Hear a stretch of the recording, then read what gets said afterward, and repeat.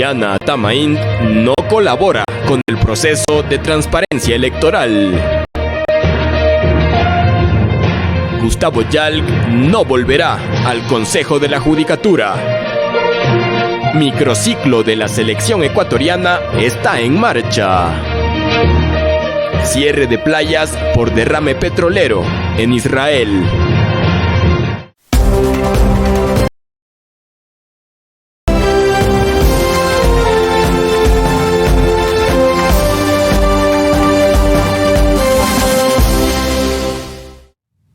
Muy buenas tardes, amigos y amigas. Iniciamos con las noticias. Desde la ciudad de Quito, el candidato presidencial Guillermo Lasso anunció el inicio de su campaña política para la segunda vuelta, que está prevista en el calendario electoral para el 11 de abril. Inició explicando que se acercará a otros sectores sociales del país e incluirá sus propuestas en su plan de gobierno, como aquellos que defienden el medio ambiente, sectores de defensa de derechos humanos, en temas de violencia de género, salud, sexual y otros. Y un presidente de la República, la primera característica y atributo que debe de tener es la tolerancia y la disposición al diálogo para conversar con todos los sectores de la sociedad ecuatoriana.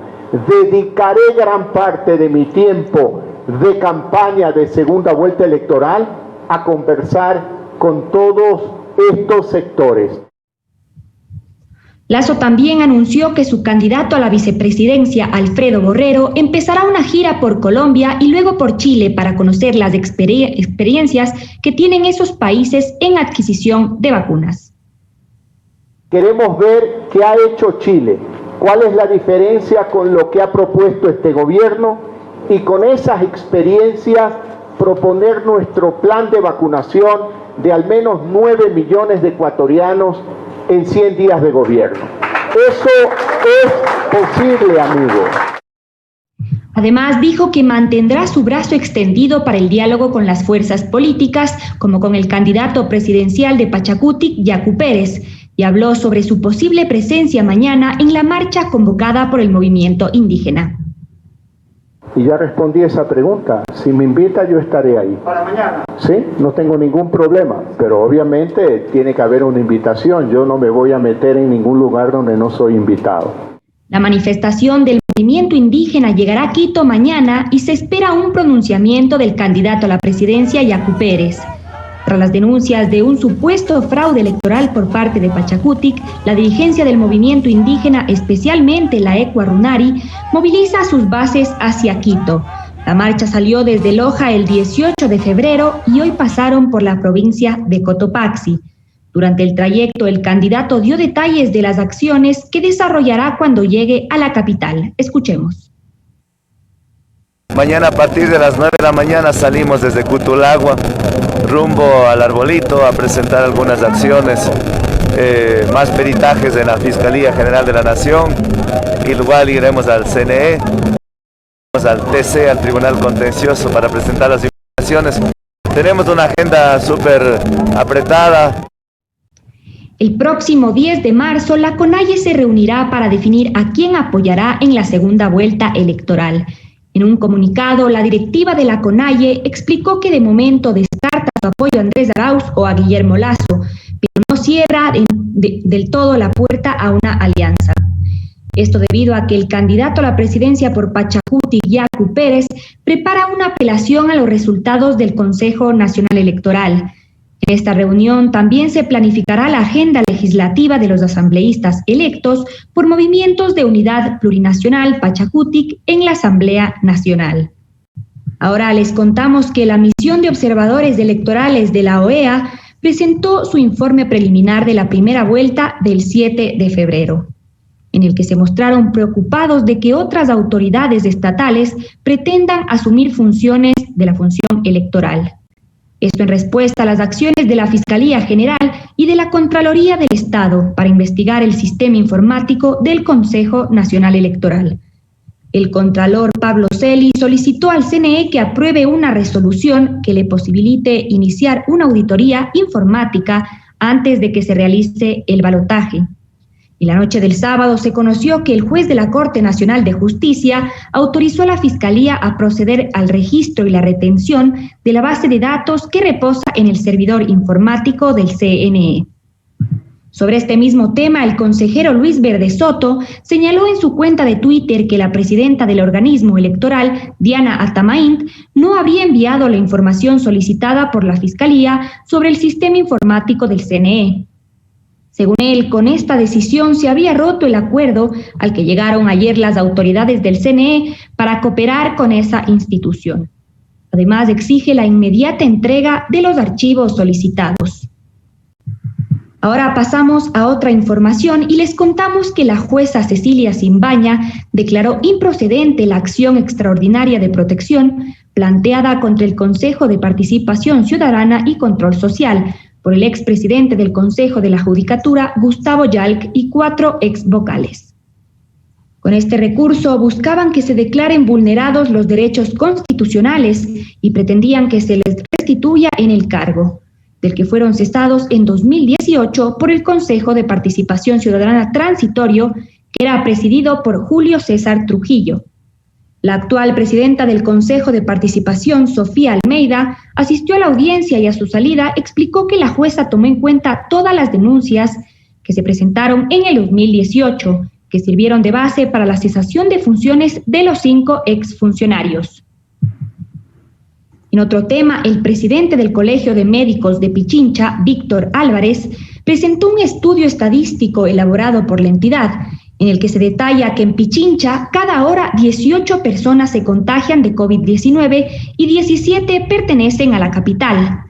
Señaló que la cifra de muertes también sube, ya que 646 personas han fallecido en los últimos 21 días, y que en el Ecuador cada hora 1.34 personas mueren por COVID-19 o por sospechas del virus.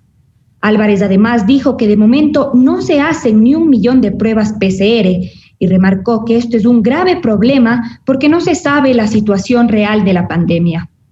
Frente a esta situación, el titular del Colegio de Médicos de Pichincha criticó el silencio por parte del Ministerio de Salud. Estamos viviendo una situación muy crítica, con aumento de pacientes a nivel nacional, con un índice de transmisibilidad que ha aumentado y no tenemos un vocero oficial, no existe la presencia del ministro de Salud Pública para dar la información adecuada a la población y mantener a la población con un constante conocimiento de la situación grave. Sobre el plan de vacunación, dijo que el proceso inició sin transparencia, sin cronograma, sin carácter técnico y con situaciones que pretenden engañar a la ciudadanía. También reconocemos que en este momento las personas VIP del país somos los profesionales y trabajadores de la salud, las personas que día a día estamos luchando contra el virus, día a día estamos arriesgando nuestra integridad, arriesgando nuestra salud y la salud de nuestros hijos, de nuestros padres, de nuestras esposas. Esos son los VIP. Los médicos y profesionales y trabajadores de la salud que han trabajado 1 año sin descanso. Adicionalmente, esta tarde se conoció que la Contraloría dispuso un examen especial a la adquisición de vacunas contra el COVID-19 y al plan de vacunación elaborado por el Ministerio de Salud Pública. En un documento explica que se analizará todo lo actuado por esta entidad entre el 1 de agosto de 2020 al 19 de febrero de 2021. Ahora nos vamos a una pausa, pero al volver les presentamos todos los detalles sobre los 24 convocados por el profesor Gustavo Alfaro para el microciclo de la selección ecuatoriana de fútbol.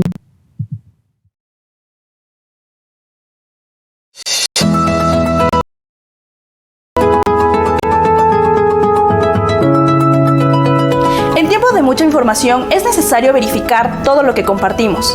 Las noticias falsas se alimentan de la desinformación generalizada, puesto que la tecnología fácilmente lo viraliza.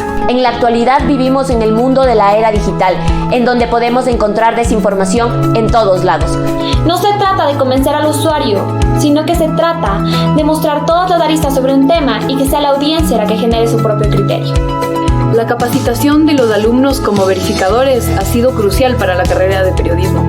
Lo que queremos es inculcar en los alumnos el hábito de pasar toda la información por un filtro previo de investigación y de verificación. Esto es básico para el quehacer periodístico, y el momento en que ellos adquieren práctica en hacerlo, pues no colaboramos con el ambiente de desinformación que hay en redes sociales, que hay en general en las plataformas digitales.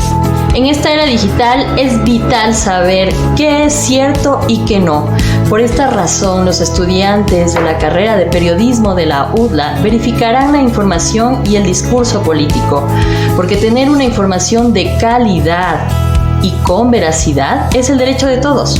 En las capacitaciones de fact-checking aprendí a verificar la información que se publica en los medios y las declaraciones que manifiestan los políticos a nivel mundial, así como también todos los elementos que contiene una verificación de hechos y lo importante que es como periodistas comprobar todo tipo de información y de datos. Contrastar todo tipo de información y poder dividirla en qué es verdad, qué es mentira o qué es engañoso, para de esa manera poder llevarles a ustedes como sociedad toda la información.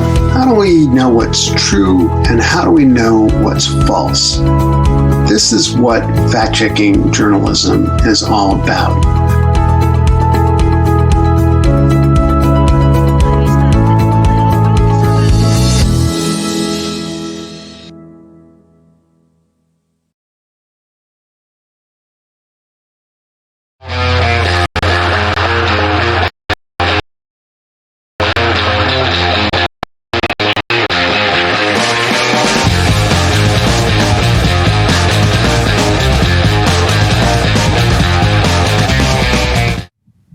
Hoy arranca el microciclo de trabajo de la TRI en la Casa de la Selección. Ayer el entrenador Gustavo Alfaro hizo oficial la lista de convocados. La gran sorpresa de la convocatoria es la presencia del nacionalizado Damián El Quito Díaz. Además aparecieron en la lista los hermanos Gabriel y José Francisco Ceballos, Ángel Gracia de Emelec y José Angulo del Manta. Los clubes que más jugadores aportaron son Liga con 6, Emelec con 6 y Barcelona con 5. Recordemos que los próximos partidos de Ecuador son el 25 de marzo frente a Venezuela y el 30 de marzo ante Chile por eliminatorias rumbo al Mundial de Qatar 2022. En otro tema, este fin de semana se disputó la primera fecha de la Liga Pro 2021. Emelec goleó 4-1 al Deportivo Cuenca y se ubica primero en la tabla de posiciones. Los goles eléctricos los marcaron Joao Rojas al minuto 20, Aníbal Leguizamón a los 42, Facundo Barceló a los 46 y Alexis Zapata a los 87. Por otra parte, el partido entre Universidad Católica y Olmedo no se disputó, ya que según el comunicado de la Liga Pro, Olmedo no cumplió con el reglamento financiero de la institución y no fueron habilitados todos sus jugadores para disputar el encuentro. Más tarde, Liga de Quito le ganó 4-2 al 9 de octubre. Aucas también consiguió la victoria en su debut frente a Mushuk Runa. Barcelona venció 3-2 al Manta y Guayaquil City 3-1 al Macará. Los Rayados del Valle cayeron 2-0 en su partido con Orense, mientras que el Delfín de Manta venció a Técnico Universitario por la mínima diferencia. Ahora damos paso al tenis porque Novak Djokovic venció a Daniil Medvedev en la final del Abierto de Australia. Ayer el tenista serbio ganó su título número 18 de Grand Slam. El partido tuvo todas las características de un clásico con un impresionante primer set de ambos jugadores. Finalmente el encuentro terminó 7-5, 6-2, 6-2 en menos de 2 horas. La victoria asegura un 9º título del Abierto de Australia y amplía el récord de Djokovic, quien ahora está a solo dos Grand Slams del récord de todos los tiempos, que en estos momentos está en manos de Rafael Nadal y Roger Federer con 20 títulos cada uno. Por otra parte, la japonesa Naomi Osaka consiguió la victoria en el Abierto de Australia. La tenista de apenas 23 años logró su 4º título de Grand Slam.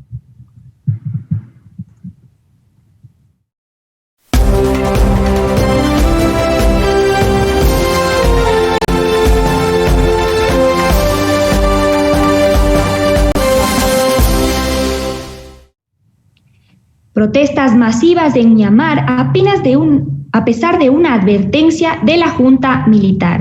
Detienen las operaciones de los aviones Boeing 777 Y las playas en Israel cierran por un desastre ambiental. Conozca los detalles en el Minuto Internacional.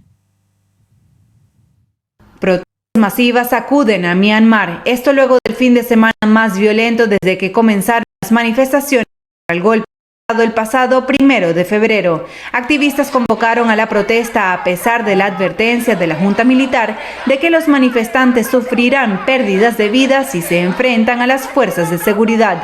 Varios países han condenado el golpe de Estado y la violencia contra quienes participan de las marchas. Facebook, por su parte, eliminó una página administrada por el ejército de Myanmar.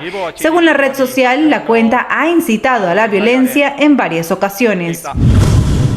Aerolíneas en Japón y Corea del Sur detienen las operaciones de sus aviones Boeing 777, mientras que el Reino Unido impide el ingreso de las aeronaves de este modelo que cuentan con un motor específico. La noticia llega luego de que un vuelo de United Airlines se viera obligado a aterrizar este sábado en el Aeropuerto Internacional de Denver, en Colorado, después de sufrir una falla en el motor. Esto provocó que escombros provenientes del avión cayeran en suburbios de Denver. La compañía Boeing recomendó suspender el uso de los aviones 777 que utilizan motores Pratt & Whitney 4000. Autoridades en Israel investigan el origen de un posible derrame de petróleo que se considera como uno de los peores desastres ecológicos en afectar al país, según funcionarios ambientales. La magnitud de la contaminación es tan grave que el ministro del Interior recomendó a la población mantenerse lejos de las playas hasta nuevo aviso. Con las noticias internacionales les informó Clara López. Con esto termina este espacio informativo. Nos despedimos hasta la próxima. Una buena tarde.